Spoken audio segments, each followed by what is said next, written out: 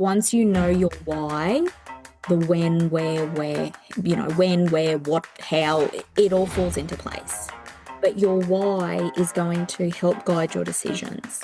Your why is going to be like that little safety net when you're going out and doing things that feel uncomfortable and a bit scary. And your why is also going to get you through the hard days. Hello. Welcome to the place for offbeat health professionals who have bravely swapped their healthcare hats for non-clinical creative caps. I'm Caitlin, a psychologist turned copywriter, and this is Healers with Hustles. All right, now my guest today is Leesa Tuffnell, who is a business coach and mentor for sole trader occupational therapists, helping them grow sustainable values-led practices through private and group coaching. Her approach blends clinical depth with practical business coaching, drawing from her own mentorship under industry-leading OTs, business coaches, neuroscientists, and psychotherapists. Leesa's mission is clear: help OT sole traders build six-figure businesses between school bells. Woohoo! I'm really looking forward to you hearing our conversation today. Awesome. Well, welcome to the podcast, Leesa. I'm super happy that we're connected and that you agreed to come on. So thank you for being here. I am really excited to chat because we've got lots of things in common, just in terms of being allied health professionals, doing things a bit differently. We both live on the Sunshine Coast, dealing with the wet weather. Not very sunny, but yeah, I'm just super excited to chat. Oh, no, definitely. Yeah, no, I can't wait to what we touch on, because even just before we hit record, we're already getting really deep into the different aspects of doing what we're doing, which is something totally different. But maybe I would love to hear your story, how you came to be doing what you're doing and doing something super differently. Tell me all about it. I think it started a couple of years ago. I was working as, a clinical supervisor. I'm an occupational therapist, so I was working as a clinical supervisor, a quality manager, and a clinical efficiencies manager. Oh, wow. Yeah, it sounds important, that title, doesn't it? Essentially, Caitlin, all it means is if there was a clinician in the business, because I work for a national NDIS company, if there was a clinician in the business who was struggling a little bit, with mainly around KPIs and billables and utilisation. So they were struggling with that. Maybe they were working really long hours. They were just working on weekends, starting to burn out, thinking about, changing to a different job, all those sorts of things. So when those things popped up, which happened quite a bit, the team manager would refer that person to me for some coaching sessions. So I have always been a master of calendars, and because I've been in private practice for more than a decade, I suppose I really knew the rules well when it came to private practice. So I was very good at capturing my clinical time. The hours I spent at work really equated to, my KPIs and my utilisation. And so I managed all of those things really, really well. So, the bosses are like, oh, well, if you can do it well, you can show other people how to do it well. Yeah, so that's when I got into the coaching space, and I really enjoyed it, because people would come to me and they might really be struggling, they're hating work, they're hating their job, they're not feeling like they're doing the right, the right thing by their participants, lots of time spent in the paperwork and in the admin and all those sorts of things, rather than focused on really quality. Yeah, not doing what they signed up for it in the first place. Yeah, so they were starting to feel unfulfilled and burnt out, and I would work with them. Yeah, and to so fix the kind of the processes and the systems and things like that, so that they'd have more space. Yeah, and what I really noticed in that particular role was you can fix calendars and systems and methods of working and workflow and all those sorts of things, and people will get results. So people moved up from, 16% utilisation to way over 75%. And I even remember one OT saying to me, oh my God, this feels so easy now, Leesa. What do I do now? So then she had the capacity to go to her team manager to go, I can probably take on some other things that are going to fill my cup, like mentoring new grad OTs.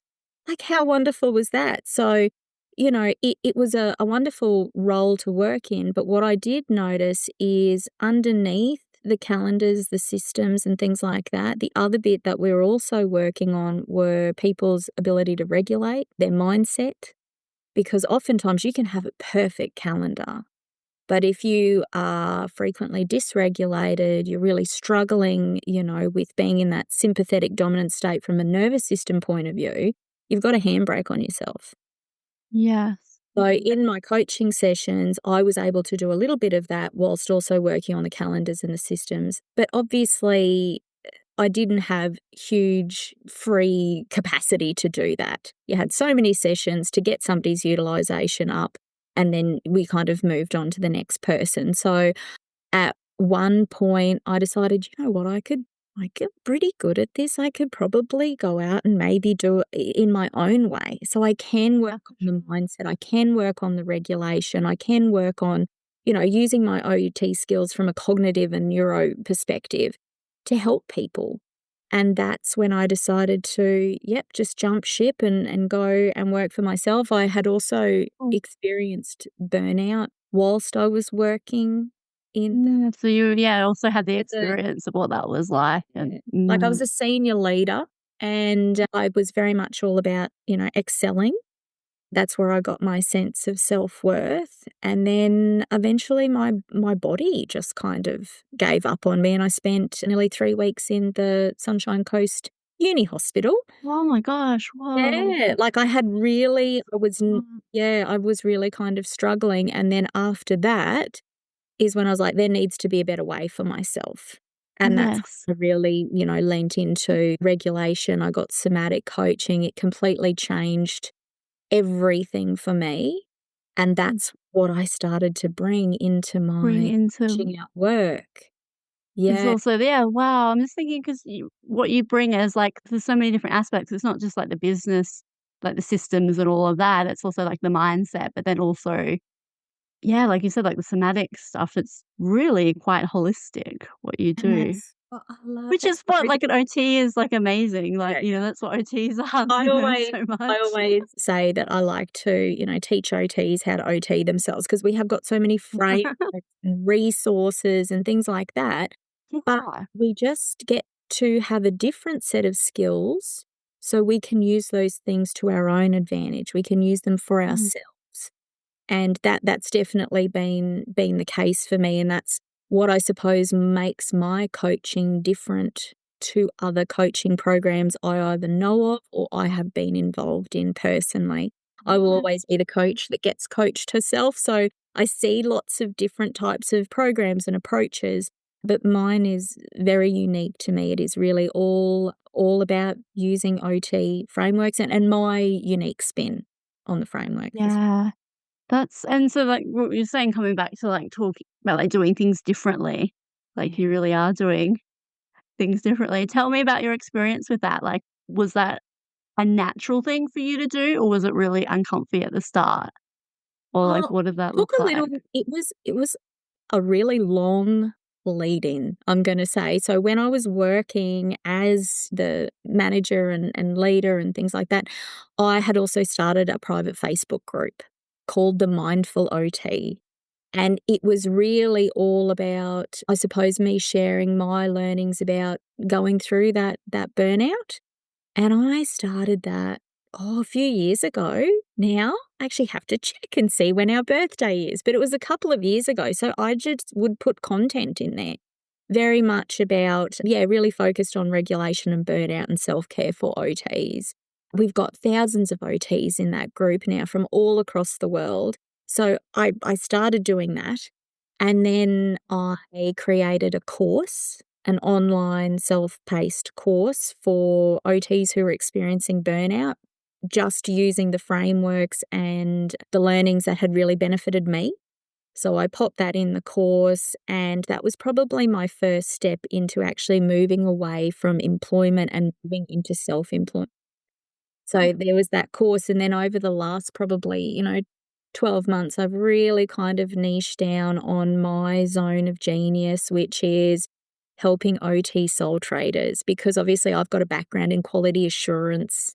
I've got a background in systems, I've got a That's background in cool. clinical efficiency, Yes. and when you increase somebody's efficiency or their utilisation, you're Mm. obviously also increasing their revenue and their invoicing, because I want OT sole traders who are craving flexibility to have that, but also to have profitability, to have systems, yeah, Profitability to is big. support them for that Exactly. flexibility. So, yeah, bit of a mismatch of things, I Yeah. think, comes It's in there. cool though. Been a journey, Like, been a journey. yeah, yeah, been a journey for sure. Like, what has the experience been like when you talk to people about what you do? Like, how does Well, what that's does that look like? interesting.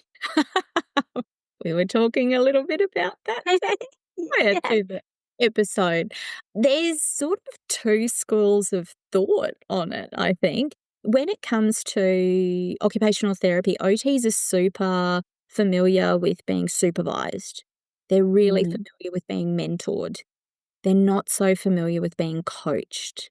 So it's a yes. bit of a newish space. I do know of some OT coaches, but yeah, it's still an emerging, Mm, area, I it suppose. is, yeah. So for me, because I have been getting business and somatic personal and professional development and coaching for years, it doesn't feel unusual or It strange. doesn't know, It's yeah. all part So, of the part it's of like, the piece. And I've absolutely loved the benefit of it, which is why I now do it myself. yeah. But yeah, it's definitely interesting because there's, as I said, 2 schools. So one school's like, "Yeah, Lisa, that's amazing. That's so cool Mm. what you do, da, da, da." And then there's the other school, which is like, "Well, that's a bit different. Like, how's that little side hustle of yours going, Lisa? How's that little biz going?" And I'm like, "Well, it's not a little biz. It is my work." It's your work, yes. I do 2 days a week clinical practice, and then the other 3 days is coaching, and I only work between school bells. Mm, So I'm that's how I have structured my practice both in terms of clinical and coaching. And because I only do, like, 2 little days of clinical, people are like, "Oh, it's not real mm. OT. It's not real. It's I not get that real too. People OT." like, "Oh, about, like, your psychology," and like, "How many days are you doing?" I'm like, maybe yeah, 2 days probably, like, and they kinda look at me as if, like, "What?" Gosh, yeah, wow, look at you, like, that's not real therapy. Real, yeah, rather than going like, "How cool is that that you've got, like, the space to be able to really, like, think deeply about these people and, like, be really immersed in what's going on for them rather than, like, trying to keep tabs on 100 patients." Neat. Like, I just love it. So it's really interesting, yeah, when, and this can even be my husband and my kids are like my biggest cheer squad. They are so supportive, but I have other members of my family who are like, "Ah, that social media thing, like, I don't know why you bother." Like, it's just literally they are some of the words and Yes. that I Oh, hear, and I'm yeah. like, "Oh, okay. You'd be bothered doing that." And I'm like, "Okay." But it's, I'm at the end of the day, I'm doing work that absolutely lights me up, that is aligned with my values, that absolutely feeds into my vision, for my life.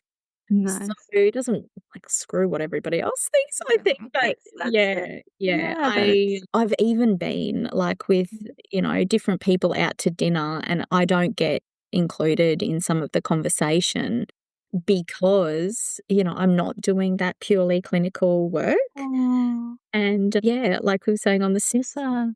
the crazy cat lady. Yeah. Yeah, Yeah, that's me. I'm down the end, the crazy cat lady. and then So that has been a really interesting sort of journey for me as well, kind of really mm, leaning into, well, this is what lights me up and caring less about what somebody else might think, because this is amazing work. I work less hours than I used to. I make much more money than I used to. I am doing things that I'm so aligned with doing. I love celebrating my soul traders. I get to work with incredible therapists, and I'm doing something that's just bigger than myself. Because I always feel like if I can help one soul trader, I'm not just helping them, I'm helping their entire case book, because yes, they did not exactly. have a sustainable business. If they did burn out, many of them are like, "Well, I'm just gonna close up shop and just go get a real job or, do something That completely different," yeah, which is fine, but I get to help other people indirectly through my coaching, which indirectly, I love. yes.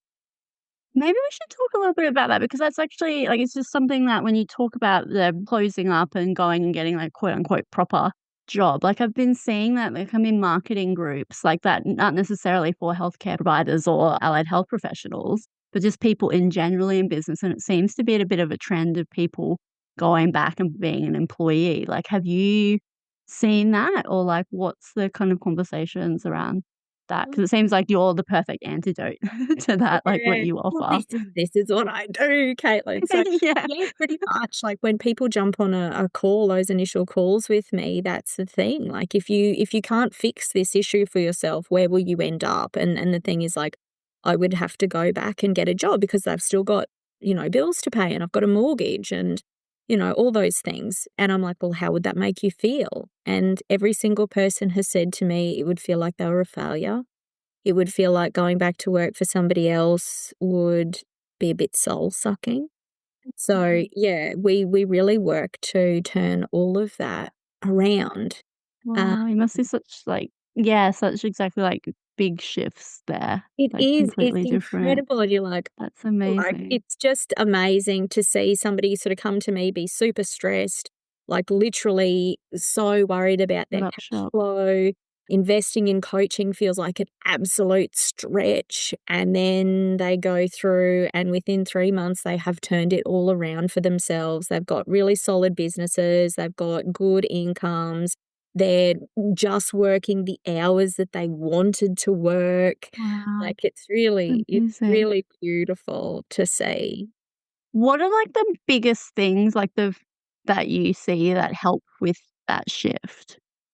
I think there's a couple of things, like, as I said, it's the Mm. mindset piece. Yeah. OTs often, sole traders just think of themselves as like, that whole, "Oh, I'm an OT and I've just got, like, this little thing. I just work for myself a couple of hours a week," Yeah. and, like, really just thinking, like, kind of stuck in that total, just purely clinical mindset. Mhm. Whereas what I get my clients to do is really to think about being a CEO of their own business, having that CEO mindset.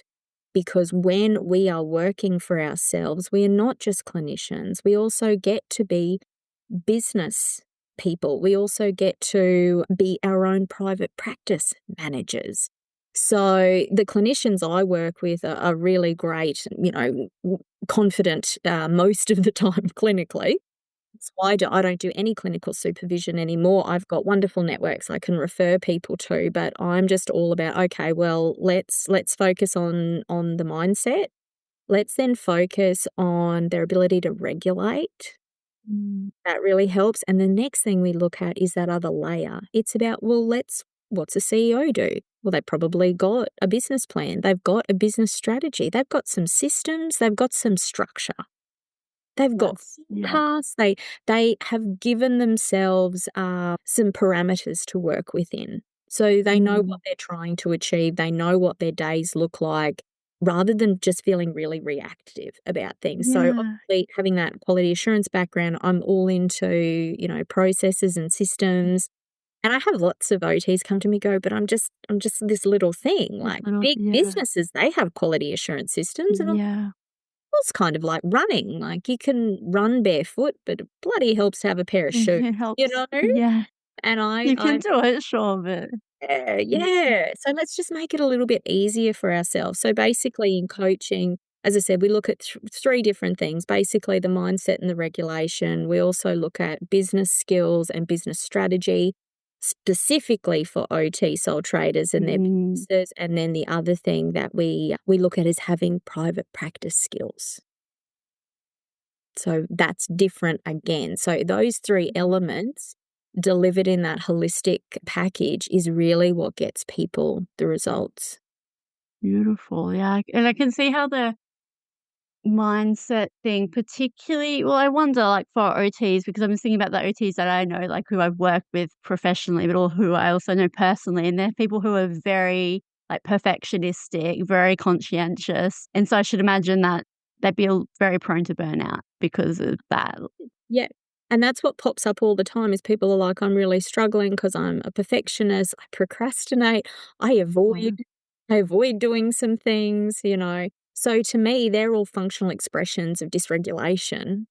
Mm. So if we can, get regulated, and I use somatic techniques, a lot of bottom up, top down sort of strategies, that has worked so well for me. It has been game changing for me. So that's the framework that I sort of support my OTs with. And then it's kind of like magic. It is literally like that. I've got an OT and she was like, oh, she's got this beautiful calendar. And she's like, but it's not working. I don't do it. Don't So do it, yeah. with the regulation practice, she does that.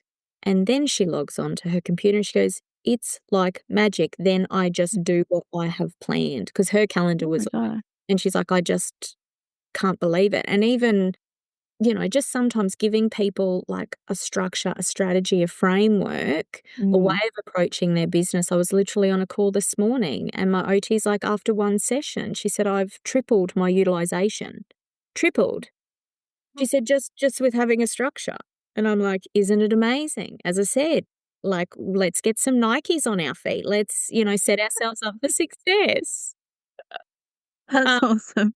yeah, it makes a bit. And then, of course, because I go from speaking to OTs who are really stressed, who are like, Mhm. I don't know how I'm going to keep going. Like, I'll just keep going because that's what I'm going to do. And then seeing them a couple of months later and they're like, I don't even know who that person was anymore. Like, I'm profitable, I'm working my hours, I'm living my best OT life. Like, Wow. their clients are great at getting great outcomes. Like, that is the dream. That's what we're building in coaching. Incredible. That's so cool that you get to do that. But then I'm also just thinking like, wow, it's such a shame that, people have that mindset of, well, it's just like a little business, or something like that, and that you get excluded from the table. And I think it is. It's just because it's a little bit different. It's a So bit different. unique. So people aren't really sure what to do. And especially like older school OTs may Mm. like they may not be on social media at all. Yeah. So it's almost social media is just like a little bit of a frivolous thing. Whereas I use social media as marketing to tell people about what Mm. I do What and you to do. connect with Yeah. Absolutely. It's incredible for that. But yeah. interesting in itself because, Caitlin, I didn't even have my own Facebook account until I was in my 30s. I am not a person who gets her photo like, you look at my camera roll, it's all Mhm. just mum kids. Saying Yeah. to somebody the other day, if I went missing, like, they're going to be scraping a barrel, getting a photo from, I know something like 10 years ago to put on the yeah. milk carton. Like, I'm just not the camera roll. And, yeah, I only got Facebook when I worked, out Central West Queensland for a while, and I was gonna be away. I was working in a mine, and I was gonna be away from, friends and family. So I was like, "I'll jump on this Facebook thing, and I'll do that." So to go from the person who resisted Facebook until she was in her, mid to late 30s to be, "Oh, I've got a LinkedIn account, and My I'm god. on Instagram, and I've got a Facebook group, like, I've got an email list, like, who is this person?" Unrecognizable. It's amazing. But I relate so hard there because yeah, I've had the social medias, but I never used them. Like, they're just there. I never thought of myself as a social media person because yeah, I was just so, like, always anti it. But then going into business, you Yeah. can't Yeah, avoid it. me You've got to too, it's be. kind of just you get to do it, and it's a whole Yes. in social media is just a whole other level of skill, that Mm. you get to learn, and you get to go through that, and hopefully, like, absolutely, I'm not an expert, I have not mastered it, have not gone viral, not that that is my aim, but I hope that I just continue to get better with it. Like, I definitely feel Yeah. I've gotten better than, I either in quality, in Mm. regularity, all those things That's I wow. started a few years ago in my little Facebook group. Yeah, you're great. You're a little face. A little No, it's Facebook like a group. massive that's like so many people. Oh, your social media is great. Like, I love reading your posts. Like, they're really like or I don't really like the word authentic because it gets used so much, but they're really raw and like you see you in it, which is really cool. Because a lot of the times social media is very even business social media is really polished and like all the edges are sanded off and so you get this really neat thing. But I really like your what you put out there. It feels really real. Well, I'm very happy to hear it because you do, all of my content is my story, my learning, Mm. and that's kind of the other tricky bit, isn't it, about social media is you get to Yes. be vulnerable and share, all of the different little parts that you think could be valuable to somebody else who might be going through the same thing. But yeah, once again, like when I first started with that sort of stuff, I would just create a post and hit publish and then run away because I'm just like, oh. And then, as I said, you kind of come back and you go, okay, well, most people are supportive, and that was some of the feedback that I've always gotten is that, yeah, people can see that's me, that's my voice, that's my story, and I think, literally, we've all got a unique point of difference, and we are Yeah. our own point of difference, and if we can put that into, our content, that's going to lead the right people to me because I am not the OT for all OTs. Like I'm just the OT coach for my Mm. people. For your Yeah, I people, don't have to that's be it. for all people, and I Okay. that's something else I've been able to sort of just Mhm. maybe that belief, just throw that away in the last couple of years as well, like not trying Mm. to be all things to all people, which I For think is all kind of people. comes with OT as well. So many of us are generalists. So I think I almost brought that mindset into the coaching space and I had to Yeah. help everybody, but no, I'm not the guru. I'm simply there to support people to step into the CEO role of their own business. Yeah. So that's And then where I think I'm at. embracing that as it makes social media content really easy, but I can totally see how, like, bringing, yeah, the OT, like, mindset to or maybe not mindset, but, like, the OT way to social media would be tricky, Mm. which is also really cool so you can help other people with that Yeah, as well. but it's interesting, like, through, like, reading your content, like, I love your stuff as well, like, they've had some music festival stuff. I love how you weave your lessons into different experiences, and it's just I don't know, they're just nice and easy to read, and I relate to them, and, yeah, I can see you, Caitlin, your unique bit through your writing as well, and that's Mm. what connects us. So then we're like, "Oh, Mm. I see this person and I feel like we could be friends," and, like, that's what Exactly, and then you're like, "Oh, I wanna" yeah. That's yeah, it, exactly, and that's the puts us into connection. each other. Yeah, and the Yeah, best so thing about true. social media has been the people that I've met. I've met Mm. amazing OTs and entrepreneurs and, amazing psychologists who host their own podcasts and like marketing managers, a whole host of different people through social media. And that has been incredible. That's the cool thing about the networking and the connecting, and before we hit record, we were talking about LinkedIn and how our gripes with LinkedIn, and, like, that's the thing, if you think about it as a way to connect with other people and network and all of that, it makes social media a bit easier. Yeah, actually, It's me to really apply that to myself. interestingly, I've got, like, with different connections I've made on LinkedIn, his name's Michael Clark, and Mm. he sort of works in NDIS marketing, worlds and spaces as well, and I was on his podcast recently, and he's like, "Oh, Lisa, you would really like to meet these people." And so he's in there, like, connecting me with different people, and I'm like, "Oh, Michael, you would really like to have this person on your podcast because they're" and I'm like, This is fantastic." Like, I feel like this is how LinkedIn is meant to be used. Like, let's Mm, share yes. Yeah. together because, like, I'm really about building a community to be able to support OTs to absolutely love their careers and their businesses. And as I said, I do one piece. There's Mm. lots of pieces to that. So if I've got lots of connections, it means I get to Connections. build Yeah. this community around my OT sole traders, Yeah, so they're absolutely. always feeling supported. I really like that, and that this speaks to the whole, like, collaborating with people rather than thinking of people like competitors and all of that. Yeah. It's And that that's what we more. do, isn't it? As allied health Mm. professionals, we're usually multidisciplinary. We Yeah, refer yeah. to each other. So I suppose I've brought elements of that Mm. into how I run my coaching business. Yeah, it's cool. It I is so love that. That cool. is cool. Yeah. I was Yeah. reflecting on that, thinking.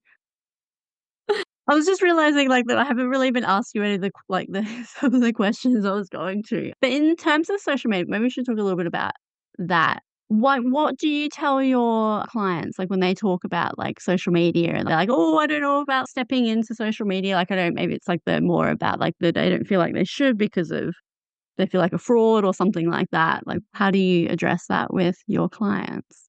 Well, there's so many things, isn't there? Especially like with OT and, under our APRA guidelines and things like that, there's certain Yeah. rules that we need to follow. Yeah, for Um, sure. so, there's that element about what can I post? And then there's the whole, oh God, then I've got to put myself out there. And then it actually takes time to create content. Where am I going to get the time to do that?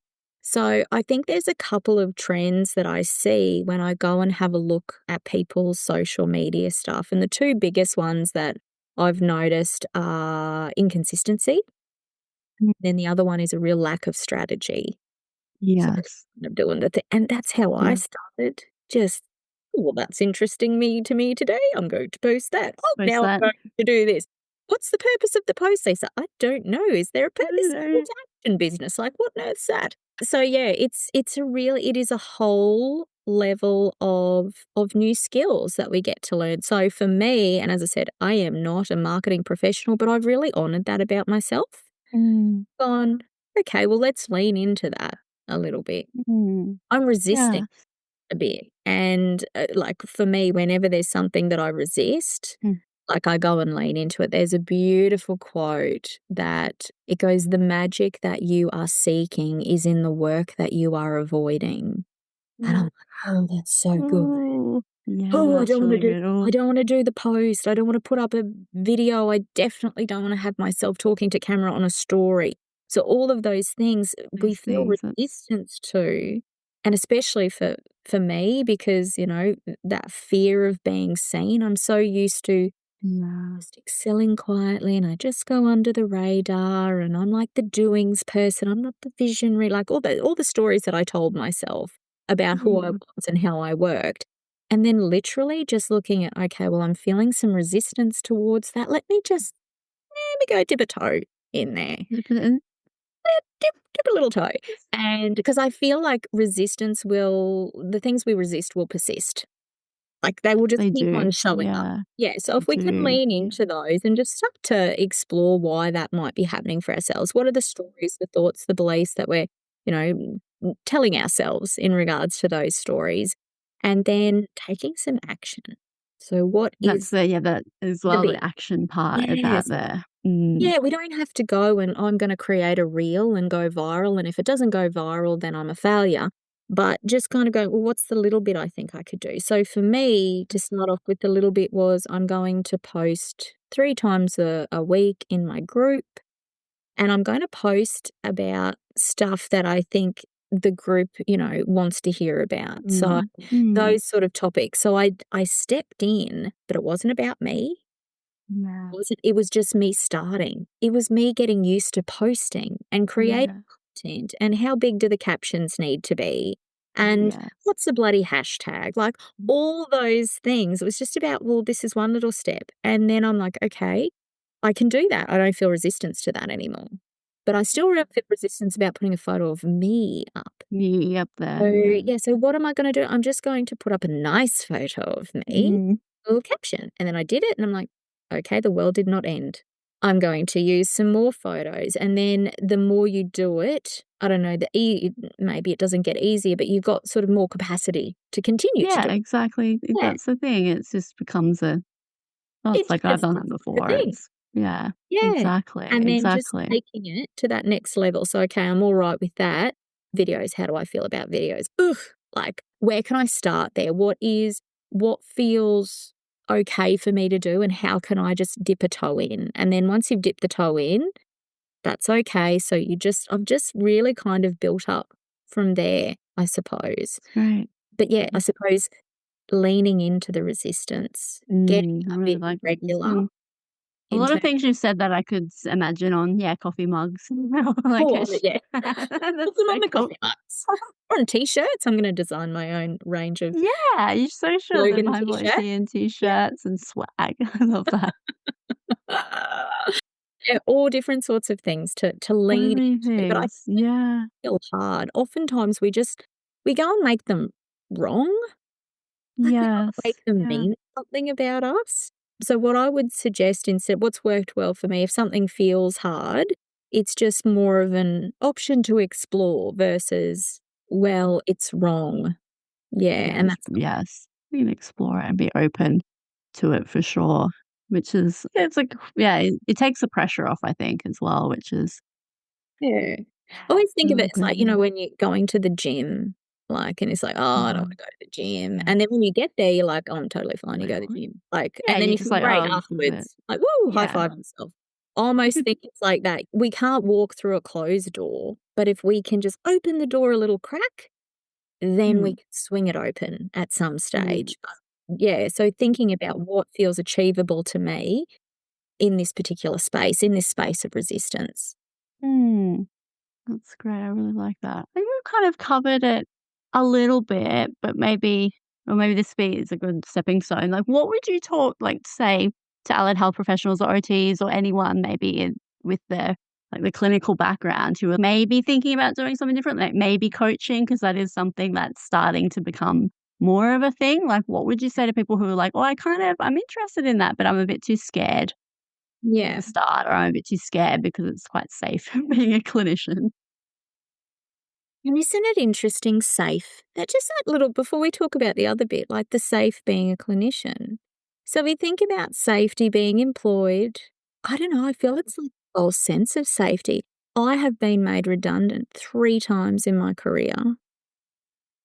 Like, that is a lot of times That's to a lot, yeah. and it's because I have worked I do understand it's because for the latter part of my career, I've worked in support services. Mm, So they're the nice to haves, not the needs to have. So when, there are different changes around legislation, funding, whatever it looks like, the support services are the icing on the cake and they get taken off first. So that mm, luckily for me, there has always been another job was offered to go into. But at the time that was happening, I was a single mum to a small, like my little girl was only tiny then. And I felt that full responsibility on myself. So I certainly did not feel safe during that. So sometimes I feel like safety of employment, mm. Is is it safety? Is it a is false? it safe? It's a little bit So matrixy. that's such a good point, yeah. Yeah, so we Yeah, feel matrix like it is. exactly, like, Yeah, we we've feel been like it taught is. that it's Is it safe. actually? Yes. Is it actually? Especially in volatile, health and economic Health, climate, yeah, yes, you never different, know. Yeah. governments and all of that, So that's the first definitely. thing I wanted to say. And then the next thing in terms Beautiful. you know, w what would I say to somebody who wants to do it a bit differently is I would say, number 1, get really, really clear on your why. Clarity of purpose is everything. Like, once you know your why, the when, where, when, where, what, how, it all falls into place. But your why is going to help guide your decisions. Your why is going to be like that little safety net when you're going out and doing things that feel uncomfortable and a bit scary. And your why is also going to get you through the hard days because business is not easy. Business is Mhm. not It's easy. not Emotional roller coaster, which is why it's so important for us as CEOs of our own businesses to be regulated, so we can ride that and we can enjoy right it. it versus, Yeah. being absolutely terrified beyond belief. But that's what I would that is the advice that I would give. People always make a decision based on, and you would know this on 2 strategies. You're either moving towards something you really want or you're moving away from something you really Wait for it, yeah. yeah. Yes. Most of us, humans, tend to make decisions because the brain is wired for comfort, isn't it, and Mm, safety. it is, So, we yeah. will often make decisions based on moving away from something we don't want, but when we're moving away from something we don't want, like, that feels awful in the body. It does. Yes, Mhm. it is like exactly, it's such a Angsty, good point. angsty. Whereas if we're moving towards something we really want, how good does that feel? I feel like that's abundance versus moving away from something we It don't is is that like the scarcity. the scarcity and the fear, yes. Yeah. So just really Mm. explore the why. You know, why are you making, those decisions? Is it Mm, something towards or is it running away from something else? And get clear on that, and that is the best place to that's start. the best place. Yes, and then having the systems to be able to support the why as well. 100%. But the Mm, why, like the is systems, like the you've nailed it. start. Yeah, the systems support the why. The Yeah, foundation is your is why. the So if this dream of mhm, building a business or doing something different is like, building a house, your why, that's the foundation. foundation, yes, and then everything else comes from out from there. Oh, 100%. I love that's great. That's a nice, yeah, image there. Yeah. I'm Gosh, Lisa, I feel like I've been talking to you for ages, like, I can't believe the time has just, like, flown by, Has, hasn't it? I'd love this. But before I ask you the kind of fun rapid fire questions, is there anything that you wish I would have asked you or anything that you would like to say that's kind of popped into your mind as we've been talking? I I actually think you've done wonderfully well in asking all of, like, the hard-hitting questions that I was kind of, thinking we might cover. I think what I would sort of suggest as well when it comes to doing things differently Mm, is once you know your why, pursue it wholeheartedly, Like, it's just most of the times, it's just scary because it's new. mm, So, the way we make new things known is just by practice. So, yeah, really just going, "Okay, we've all got the skills we've learnt we know we can learn new skills because 'cause we've already learnt them, like, we learn how to be a psychologist or an OT or a speechy, like, we learnt that. We know we can learn skills, now we just get to learn a different set of skills." cool. Yeah, and if the other thing is with your why, it's usually also driven by your values, isn't it? So, if you Mm, are doing things that are aligned with your values, that's the sort of stuff that lights us up. That's what keeps us going, because it doesn't mean that life absolutely. is easy, but it definitely makes it easier. If you're doing things every day, if you're doing the uncomfortable stuff, if you are doing the work, if you are learning new skills, if you are building, developing, and growing, and that is in alignment with your values, it is all going to feel purposeful and meaningful. And obviously, being an OT, we're all about meaningful occupation. So, Meaningful, yeah. yeah. So that's the other thing I would say, like, get clear on your why, get clear on your values, and then commit wholeheartedly to the experiment that is business, isn't it? It's all Business, yeah, big. and framing it as an experiment is really clever as well, like, sometimes you might try something, it might not work, but then you've got great data to be able to do something differently, and 100%. it's just I never would have that way. started, I think, or I never would have kept going, I think, if I'd thought about it as, right or wrong or this or that or black and white. Really thinking about everything as an experiment has totally opened things up for Mm, me, and I think even coming from my background in quality assurance, we like, policies, procedures, they're never final, they're a version of. You got version 1, version 2, so I'm kind of used to thinking of things in mhm. versions as Ooh, opposed to that's finalized, great. and I think That's that's really helped me in business as well. It helps channel that mindset of experiment. wow, oh, I love that. Oh my gosh, there's so many different things. I've been writing things down, I'm, like, trying to yeah, I'm just thinking about, like, writing the title of the podcast, and it's gonna be really hard because there's so many different things to pull from, Good. which is I think that's a sign of a really, like, great conversation. So thank you so 100%. much for being a guest. But now, like which is, like, one of my favorite parts because it's a bit, like, silly and I never know what's gonna happen, is, like, the rapid fire question. So, Lisa, tell me, what is your favorite film? I, like, oh my god, so struggle with this one because 'cause I'm like, "Oh, but it depends on my mood and all the things." But you know what? I've gone back to old school, a movie that I can never say no to watching, Yeah. Days of Thunder. It was like, do you remember Days of Thunder? It's like, I is it an '80s, '90s movie? Tom Cruise, Nicole Kidman. Yeah, right. Yep, yep, yep. Yeah. Car Mhm. racer, culture, Yep. taking it on the high side, like, Yes. so many good one-liners. Always makes me feel good, Yeah. So I'm gonna go with that one, Kaylin, because I can never say Beautiful. no to watching it. And what about a concert you'll never forget?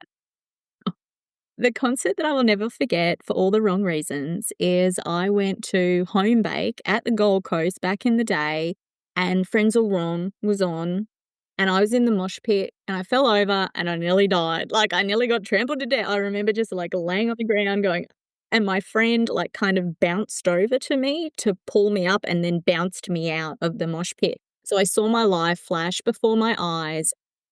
That's my concert.